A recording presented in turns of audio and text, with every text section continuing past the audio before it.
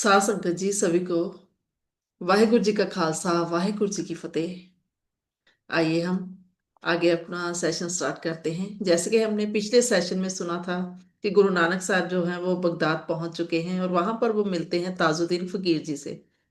तो ताजुद्दीन फकीर जो हैं वो नमाज करना चाहते हैं और वो गुरु नानक साहब को कहते हैं कि आप मेरे साथ नमाज कीजिए। तो बाबा जी कहते हैं कि हम तो अरब में जाकर नमाज करेंगे, जो कि वहां से काफी दूर होता है। ताजुद्दीन जी बोलते हैं वो तो काफी दूर है बाबा जी। लेकिन जब वो उनके बाबा जी, उनकी आंखें एकदम से जब वो बाबा जी की तरफ देखते हैं तो वहां पर उनको बहुत ही तेज रोशनी दिखाई पड़ती है। तो वो रोशनी इतनी चुलझाने वाली होती है कि उनकी आंखें ताजुद्दीन जी की बंद हो जाती हैं। तो जब वो आंखें खोलते हैं, अभी पलक ही झपकी होती है जैसे, जब आंखें खोलते हैं तो वो क्या है, बाबा जी के साथ वो अरब देश में पहुंच चुके होते हैं। तो वहां पर जो काबा है, मक्का है, वहां पर जाकर बाबा जी कीर्तन करते हैं और फिर वो मक्के की जो दीवार है उसके साथ अपने पाँव लगाकर लेट जाते हैं। तो वहां पर एक मक्के का जो सेवादार है, मुजाविर जिसे कहते हैं, वो झाड़ू लगाने लगता है। जब वो वहां पर पहुंचता है जहां पर बाबा जी लेटे हुए हैं तो उसको ये देखकर बहुत गुस्सा आता है, क्योंकि वो तो उस स्थान को पूजते थे। और वहां पर बाबा जी जो हैं वो उन्होंने पैर लगाए हुए, पाँव अपने वो लगाकर दीवार के साथ लेटे हुए हैं। तो वो बाबा जी को कहता है कि आप ऐसा मत कीजिए। तो बाबा जी कहते हैं कि जहां पर खुदा नहीं है, तुम्हारा अल्लाह नहीं है, वहां पर मेरे पाँव कर दो। तो वो पकड़ता है और घसीटता हुआ जो है बाबा जी को जिस तरफ वो लेकर जाता है, मक्का उनके पीछे पीछे उनके कदमों की तरफ ही आना शुरू कर देता है। तो ये देखकर वो बहुत ही हैरान हो जाता है मुसाफिर। फिर वो, उसे जैसे पता चल जाता है और वो भागता है वहां से, और भागकर वो किसी ऊंची जगह पर चढ़ जाता है। वहां से वो लोगों को बताता है कि ए अरब के लोगों, तुम सदियों से जिस बात का जिक्र करते आए हो कि काबे का स्थान जो है वो अल्लाह का घर है, तो आओ आज खुद देखो कि अल्लाह जो है खुद अपने ठिकाने पर आ बैठा है। अल्लाह वहां पर आकर बैठ गया है। तो इस ऐलान ने, वो कहते हैं, एक तिलिस्मी कारनामा कर दिया। अरब के लोग जो कि मुअज्जे मुअज्जे यानी करामात, चमत्कार को कहते हैं, कि वो उसके बहुत कायल होते हैं, कि उनको बहुत अच्छी लगती हैं करामातें। तो देखते ही देखते पूरे शहर के औरत मर्द मस्जिद में इकट्ठे हो जाते हैं। और रुकनदीन जो है, अमीर मक्का के सर्वोच्च काजी जो हैं, उनका नाम है रुकनदीन, जो कि मक्के के हाकिम की तरफ से निर्धारित इस्लामी जज भी हैं। वो हजूम में आ रहे हैं, पहुंच जाते हैं वहां पर अपने संगी रखे हुए के समेत। और थोड़ी सी पूछ पड़ताल करते हैं, उसके बाद मुलानों ने कुफर का फतवा वहां पर जारी कर दिया। फैसला ये हुआ कि इसका कोई फर्क नहीं पड़ता कि काबे के अंदर ये जो व्यक्ति है, मतलब गुरु नानक साहब जो हैं, वो कितने ही पवित्र में से अति पाक आत्मा क्यों ना हो, लेकिन एक बार जेकर उन्होंने काबे से परिक्रमा करवा ली तो समझ लेना चाहिए कि उन्होंने कुफर बर्पा कर लिया। तो ये फतवा सुनते ही अरब के जो लोग हैं उन्होंने कुल्हाड़ियां, छुरियां, लाठियां अपने हाथों में पकड़ ली और वो चिल्लाने लगे कि मार दो, कत्ल कर दो। तो इस तरह से वो अज्ञान की आग फैल रही है वहां पर, और सभी लोग बाबा जी की तरफ आ रहे हैं इस तरह से कहते हुए। तो अचानक से वो जो मुजाविर है, जो ऊंचे स्थान पर खड़ा हुआ था, वो नीचे उतरता है और वो जनता के हुजूम को चीरता हुआ सबसे आगे जाकर वो पुकारता है कि बड़े काजी का फैसला ठीक होगा, लेकिन देखना कहीं आप सभी बेअदबी भी ना कर बैठना। वाकई खुद जात बाबराकत एज दी साख्यात, मतलब खुद जो अल्लाह है, खुदा है, वो अपने घर पर आकर बैठे हैं, वो कहता है। तो जब रुकनदीन जो सबसे बड़ा काजी है वहां पे, तो जब वो ये प्रेम भरे लहजे के अक्षर सुनते हैं एक काबे के पुजारी से, तो उनकी आत्मा पर असर हो जाता है इस बात का। जैसे ही मुझे अक्षर वो बोलता है, तो जैसे रुकनदीन जी से मन से अज्ञानता धुल जाती है और उनका हृदय जैसे स्वच्छ हो जाता है। तो इस स्वच्छ हृदय के अक्षरों से काजी के ऊपर बहुत ही गहरा जो है वो असर होता है। और निम्रता से उससे पूछताछ करता है, कहता है, क्या तुमने खुदा के दर्शन इंसानी वजूद में किए हैं? क्या मैं भी इन आंखों से उन्हें देख सकूंगा और पहचान कर सकूंगा? तो मुसाविर, जिसका नाम है जीवन, वो कहता है, वैराग की अवस्था में आंखें भर ली उसने और बोला, हजरत, मैं आपको खुदा के जलाल और सिफ्त बयान नहीं कर सकता। प्यार लेके जाइए और अदब को धारण कीजिए। और ये जो जनता है साथ में आ रही है, अज्ञान के तीर कमान कसे हुए, इनको साथ में मत ले जाइए। तो ये सुनते ही रुकनदीन जी ने कहा कि मैं वक्त हाकिम हूं, अभी अभी ही कानून लागू करके इन सभी को मैं बिखर जाने का हुक्म दे देता हूं। केवल कुछ समझदार पुरुष जो हैं उनको ही अपने साथ ले जाकर उनके दर्शन करूंगा। तो यहाँ पर ताजुद्दीन जी लिखते हैं कि केवल 150 मोजस मक्के के रईस अपने हमराही काजी रुकनदीन जी के साथ वो काबे की तरफ चल पड़ते हैं। यहाँ पर वो कहते हैं कि तवारीख अरब के कर्ता ख्वाजा जैनुल आबदीन यहाँ पर लिखते हैं कि जब रुकनुद्दीन जी चलने लगे तो उनके साथियों ने उन्हें सलाह दी कि ऐसे फकीर को कोलू में पीट देना चाहिए। और सैयद इब्ने वलीद नामी काजी ने शर्रा की बड़ी किताब का हवाला देते हुए कहा कि इस तरह की हरकत करने वाले को संक्षार करवा देना चाहिए। और एक और काजी अपना मशवरा पेश करते हैं, कहते हैं कि संसार करके कुत्तों से पढ़वाना उचित होगा। तो रुकनुद्दीन जो है सभी की बातें इस तरह से सब अपनी अपनी सलाह दे रहे हैं और वो सुनते चले जा रहे हैं। तो ताजुद्दीन जी यहाँ पर लिखते हैं कि इस समय मैं साथ था और ये सारा समाचार मैं खुद अपनी आंखों से देख रहा था। हजूम काबे से कई सौ कदम की दूरी पर था भी, और इस पूरे हजूम ने फिर खड़े होकर एक जगह पर मशवरा किया। जब वो चलने लगे तो केवल काजी रुकनदीन जी ही आगे बढ़ते दिखे, बाकी पूरा जथा आगे ना बढ़ सका, क्योंकि वो कहते हैं कि जैसे धरती ने इनके पांव पकड़ लिए हों, कि आगे वो बढ़ ही नहीं पा रहे। जाना तो वो चाह रहे थे लेकिन वो जा नहीं सके, उनके जैसे पांव जो हैं वो जाम हो गए वहीं पर। केवल जो है रुकनदीन जी वही आगे बढ़ पा रहे थे।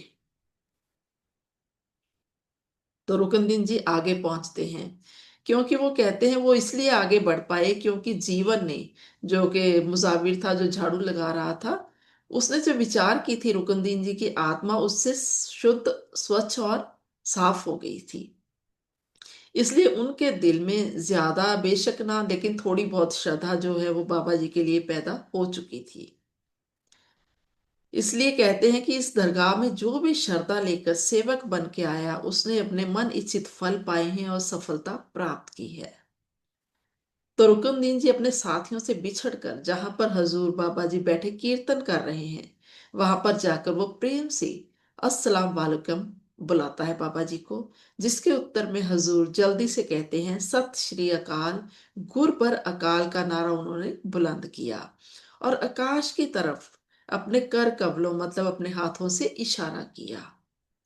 तो इस तरह का सलाम जवाब सुनकर काजी हैरान हो जाता है और फौरन प्रश्न करता है बाबा जी से कि आपका मजहब क्या है। तो दया के सागर सतगुरु फरमाते हैं, मैं खुदा का बंदा हूं, मेरा कोई मजहब नहीं है। तो यह सुनकर काजी कहता है कि या हजरत, अगर आप बंदे हो तो जरूर किसी मजहब में होंगे, क्योंकि दुनिया के मजहब बंदों के लिए ही हैं। तो सच में बताइए कि आपका कौन सा मजहब है, आप कौन हैं और कहाँ से आए हैं, और यहाँ पर आने का आपका मकसद क्या है, और आप शर्रा मोहम्मदी से उल्ट गाना बजाना क्यों कर रहे हैं।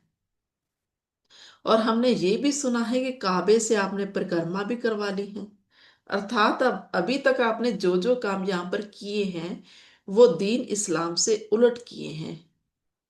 इसलिए मक्के की इस्लामी दुनिया में हैरानी जो है वो फैली हुई है। 1,24,000 पैगंबरों में पैगंबरों ने इस काबे की इमारत को खुदा का घर माना है। इमाम साहिबान और नबी करीम ने गाना बजाना जो है वो हराम बताया है, लेकिन आपने ये सब किया है, तो इसका क्या कारण है? तो बाबा जी कहते हैं, अब जवाब देते हैं कि रुकनदीन, तुम मक्के का बड़ा काजी और काबे के जिम्मेदारों में से एक हो। इस्लामी दुनिया का चंद्रमा है। तेरा फतवा भी पूरी इस्लामी दुनिया में चलता है। मुबारक है। लेकिन दुख है कि हकीकत और अकल की तुम्हारी जो ये आंखें हैं वो बिल्कुल इनसे कोरी हैं। तुम्हारा मान अभिमान तुम्हें अपने असली मकसद तक नहीं पहुंचाएगा। खुदा के बंदे बनो और नरोल तौहीद की पूजा करो, जो तुम्हारी निजात मतलब तुम्हारी मुक्ति का मूल कारण है। और आगे बाबा जी कहते हैं कि हमारे यहाँ आने का भी यही कारण है कि आपसे मिलकर उस वाहदाउ लाशरी की निरोलता को हम जान सके। तौहीद तौहीद की बातें करने से में सफलता नहीं बल्कि अमल में सफलता है। इंसान का पहला फर्ज अपने आप की पहचान करना है, और फिर अपने आप की पहचान करने के बाद औरों के बारे में भी सोचना है, क्योंकि ये इंसान खलकत सृष्टि में श्रेष्ठ है। तो यहाँ पर वो कहते हैं, नानक शाह फकीर लिखते हैं, करता मतलब ताजुद्दीन जी के, हजूर बाबा जी और काजी के दरमियान यहाँ पर प्रश्न उत्तर होते रहे, जिसमें कि पूरा दिन गुजर गया। और कुल जो है प्रश्न उत्तर यहाँ पर 360 उसकी गिनती उन्होंने बताई है कि करीब 360 के करीब उनमें पूरा दिन प्रश्न उत्तर होते रहे। और काजी जी अपने हर मजमून में ज्यादातर मानसिक ताबेदारी के ऊपर जोर देते और कहते कि हमारी शर्रा हमारे इमाम और नबियों का ये हुक्म है। तो हजूर बाबा जी निश्चय कराने के यत्न में थे कि मनुष्य टेक में सफलता नहीं है। तुम्हारा दीन तौहीद का दावेदार जरूर है, लेकिन तुम करते और कहते हो वो तुम्हारा कुरान मजीद भी तस्लीम नहीं करता। मतलब तुम जो कुरान में लिखा है उससे उलट करते हो, यहाँ पर बाबा जी कह रहे हैं। और फिर वो कहते हैं कि रहा सवाल गाने बजाने का, तो ये भी शरई मुलानों की जो है वो कहानियां खड़ी हुई हैं, क्योंकि तुम्हारे जो नबी करीम खुद इस चीज के बहुत शौकीन थे। यहाँ पर बाबा जी बता रहे हैं कि वो हमेशा इस तरह की महफिलें बड़े प्रेम से देखा करते थे। बल्कि नबी साहब की ये बड़ी प्रसिद्ध साखी है, जिसका जिक्र वो कहते हैं कि हदीसा में भी आया है, जो कि मुसलमानों का ग्रंथ है, कि एक बार कुरैश कबीले में शादी के समय मोहम्मद साहब को बुलाया गया था। तो जब वो महफिल में पहुंचे तो लड़कियां शादी के गीत घड़ा बजाकर मतलब मटका बजाकर गा रही थी। लेकिन जब उन्होंने देखा कि मोहम्मद साहब आ रहे हैं, तो एकदम से उन्होंने क्या है, दीनियात के गाने बजाना मतलब परमात्मा की सिफ्त में जो है होता है वो गाना गाने लगी। लेकिन मोहम्मद साहब ने फौरन उनको रोक दिया और बोले लड़कियों की तरफ मुखातिब होकर कि तुम ने जो पहले तुम जो गीत गा रही थी वही हमें गाकर सुनाओ, हमें वो बहुत अच्छे लगे। खुदा तुम्हें इज्जत बख्शेगा। तो यहाँ पर अब बाबा जी कह रहे हैं उसको, काजी को, कि काजी जी, शादी के गीत गाने वाली जो स्त्रियां हैं उनके लिए तो नबी पाक इज्जत दिलाने की सफायत करते हैं, और हमारे गाने मतलब कीर्तन को इसमें जिसमें कि हम सिर्फ और सिर्फ उस परमात्मा की जो है उस्तत कर रहे हैं, उसकी सिफत सलाह कर रहे हैं, उसको आप लोग हराम बता रहे हो। तो ये कहाँ का इंसाफ है? पहले आप अपने घर की वाकफी हासिल करो। तो यहाँ पर कहते हैं कि अति गुप्त बात, जिसको कि जो मुस्लिम वहां के मुलाने थे वो बाहर नहीं निकालते थे, कभी वो बताते नहीं थे किसी को। तो जब उन्होंने ये सुना कि इतनी गुप्त बात ये बाबा जी को कैसे पता है, तो ये सुनकर उनकी गर्दन जो है वो नीचे हो गई, और वो प्रार्थना के रूप में हाथ जोड़कर बाबा जी को कहते हैं कि या हजरत, मैंने सुना है कि आप रब हो, मुझे ताकत दो कि मैं आपको अच्छी तरह से पहचान सकूं। ये कहते कहते वो कहते हैं कि रुकनदीन जी की जुबान रुक गई और उन्होंने अपना जो सर था वह हुजूर के चरणों पर रख दिया। तो जल्दी से गुरुजी ने काजी के सर को अपने कर कमलों से मतलब अपने हाथों से ऊपर उठाया और सत करतार करतार चित्तावे ये वचन करके बाबा जी ने फरमाया, काजी जी आपका ये सजदा दरगाह में तो कबूल हो गया है, लेकिन जो साथी आपके साथ आए हैं उनको जरा देखिए, क्योंकि उन्होंने रास्ते में आते आते जो मशवरे आपको दिए थे, जिनके ऊपर अमल के ऊपर उनको यकीन था कि आप कुछ ना कुछ करेंगे, लेकिन अब इससे उलट देखकर वो आपके खिलाफ मशवरे अब घड़ रहे हैं। तो मुमकिन है कि शहर में दाखिल होने से पहले वो आप पर कोई वार ना कर दे। जो मेरे लिए आप लोगों ने कुफ्र का फतवा नियत किया था, तो कुफ्र की सजा देने की जगह पर आपने तो मुझे सिजदा कर दिया। अब वो कहते हैं कि आपका माथा तो परवान है, लेकिन इन लोगों से अपनी मुक्ति का पर यत्न कीजिए, मतलब ये लोग अब आपको छोड़ेंगे नहीं। तो कहते हैं कि गुरु करतार अपने शरण में आए जीव की परीक्षा भी ले रहे थे, मतलब वो कह रहे थे कि इसने मुझे सिजदा किया है, सच में किया है या नहीं। तो जैसे बर्तन को हम देखते हैं स्पर्श कर कर, तो उस तरह से वो कहते हैं वो बर्तन को जैसे देख रहे थे कि ये पूरा पक्का है या नहीं। लेकिन धन है चरण कमल बाबा जी के, जिनका स्पर्श प्राप्त करके काजी जो है अपनी मनोवृत्ति को स्वच्छ कर चुके थे। तो रुकनदीन जी ने उठकर पहले अपने साथियों की तरफ देखा और समझ गया कि वाकई वो सभी लाल पीले होकर अपने दांत करीच रहे थे। बड़े जोशीले स्वभाव में वो आ चुके थे। उन ऐसा लग रहा था कि काजी जरा हमारे पास आए तो हम छुरियों से उसके पुर्जा पुर्जा कर दें। लेकिन वो कहते हैं कि बाबा जी की शरण पड़ते ही वो पूरी तरह से बेखौफ हो चुके थे और उन्होंने बाबा जी को विनती की कि या हजरत इन लोगों को भी आप, जो इनके मन में जो भुलेखे हैं, वहम हैं, शक हैं, उनको दूर कीजिए।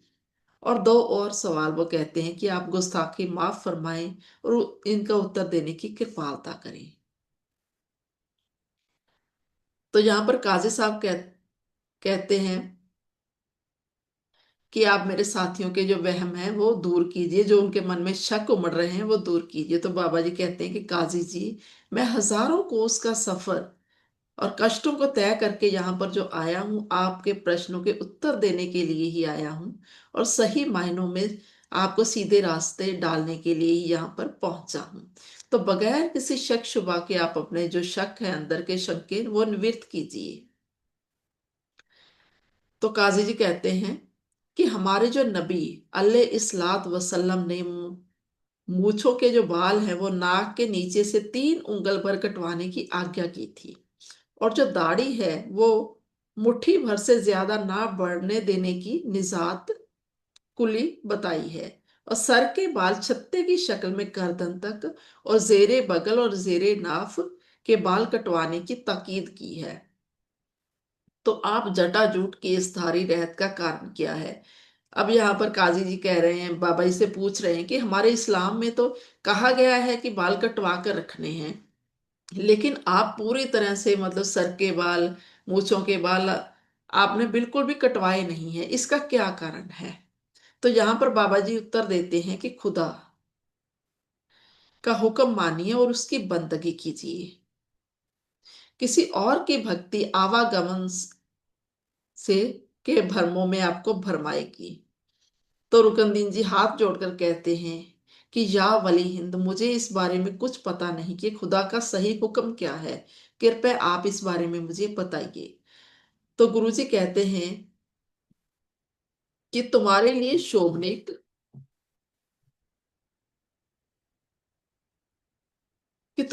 शोभनीक और दीन इस्लाम के लिए खुदाई कलाम कुरान मजीद है। इस मसले को वह कहते हैं कुरान हल करता है। बाबा जी जो है कुरान के अनुसार ही उनको सब पूरा बता रहे हैं। तो रुकनदीन जी कहते हैं कि मैं कुरान का हाफिज हूं और हर रोज कुरान का पाठ करता हूं, लेकिन मुझे अभी तक ये समझ नहीं आई। कृपया आप ये भेद प्रकट कीजिए। तो गुरुजी उनको कहते हैं कि देखो, सिपारा 2H, सूरत बकर रकू 24, आयत 195 कहते हैं कि ये आप खुद भी पढ़िए और अपने साथियों को भी पढ़ाइए। मतलब इस जो बात का जो उत्तर है यहां पर दिया हुआ है तुम्हारी कुरान में। अब बाबा ये कहते हैं। तो रुकनुद्दीन जी अब उठकर अपने साथियों से कहने लगे कि भाई, आपके दिलों में जो ये वहम है कि हिंदी लोग जो हैं वो सुन्नत से महरूम हैं, मतलब वो सुन्नत नहीं करते और वो केसधारी हैं, मतलब बाल रखते हैं। तो यहाँ पर अब फरमा रहे हैं, वो कुरान के में से ही उदाहरण दे रहे हैं अब उनको, कि खुदा के घर की तरफ हज को जाने वाले मुसलमानों के लिए केस रखने, मतलब बाल रखने बहुत जरूरी है। ये कुरान में कहा गया है कि हज जो मुसलमानी बुनियाद है, रूहानी जीवन का आगाज है। जिस तरह ईसाइयों के लिए बिप्तिस्मा, हिंदुओं के लिए यज्ञोपवीत और सिखों के लिए अमृत, इसी तरह मुसलमानों के लिए रूहानी जीवन के प्रारंभ होने का मुख्य समय जो है वो हज है, जिसके बारे में हदायत कुरानी है कि जटाजूट केसधारी, मतलब बाल रखने चाहिए और हज की शर्तों को पूरा करो। और हज करते वक्त बाल कटवाने की सख्त मनाही की हुई है कुरान में। बराए ना मुसलमान बेशक किसी भी हालत में रहें, लेकिन जो पक्के और कट्टर मुसलमान हैं और इस्लाम से जानू हैं, वो मुसलमान अपना आप खुदा को दे चुके हैं और उनका फर्ज हो जाता है कि साबत सूरत दस्तार सिरा। अब वो कहते हैं कि जो सच्चे मुसलमान हैं वो साबत सूरत रहें, मतलब उनको बाल नहीं कटवाने चाहिए। तो इस तरह से यहीं पर हम एंड करते हैं आज के स्वाध्याय का, नहीं तो बहुत लंबा हो जाएगा। आप लोगों ने मुझे इतने प्रेम से सुना, उसके लिए बहुत बहुत आप सभी का शुक्रिया। थोड़ा सा और बढ़ा सकते थे, टाइम तो है। थोड़ा सा और करें चलो, मैम? हाँ कर लो। मुझे 5 5 10 मिनट जाना का था, कर लेट लो। बहुत हो गए आज। अच्छा ठीक है फिर। ठीक है।